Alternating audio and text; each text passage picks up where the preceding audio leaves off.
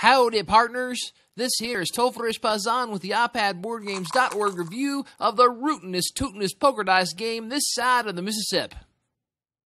Between Bang the Dice Game, Roll for the Galaxy, and even King of New York, dice games are hot right now. Dicetown dusts off an older Bruno Cathala design that puts an Old West flavor on poker dice. Are you all in?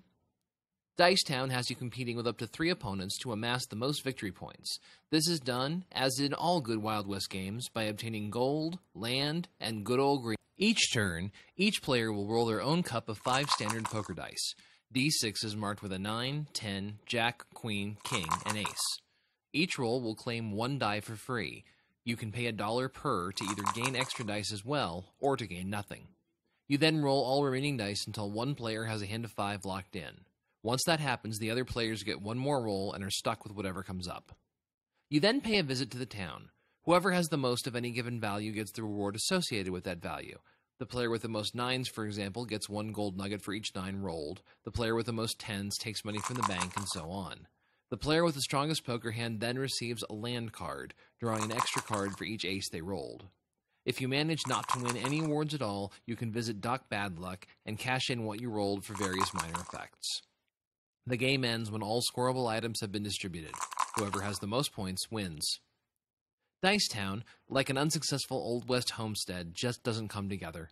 It has most of the relevant pieces you'd expect from an iPad app, but the whole never achieves that mythical greater than the sum of its parts status.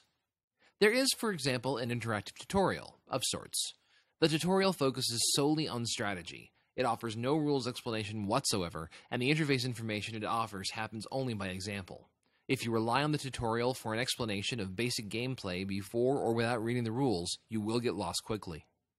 Critical gameplay information is also displayed inconsistently. For instance, you can find out the effects of various game cards you can win as a reward either in the instructions, which cannot be accessed during gameplay, or by calling up information about them once they're in your hand. However, at the most critical point at which you'd need that information, the card selection screen itself, the description of a card's effects is nowhere to be found. It's also worth noting that the Brute card doesn't do what the rules say it should. We're not clear if this is a fault in the rules or the programming. The game offers 20 AI opponents, 2 are unlocked initially, and they'll have to do because there is no option whatsoever to utilize multiplay. Given the quick nature of turns in this game, it's almost understandable why online multiplay, which tends to be turn-based, wouldn't be ideally suited, but the inability to play against human opponents via either pass and play or a local network connection hurts quite a bit. Note also that some report that in-progress games may get lost if the app is closed. We didn't encounter this, but your mileage may vary. Ultimately, Dicetown is poker dice with additional scoring conditions and a pasted-on Western theme. If you like poker dice and the Old West, you'll probably like this game.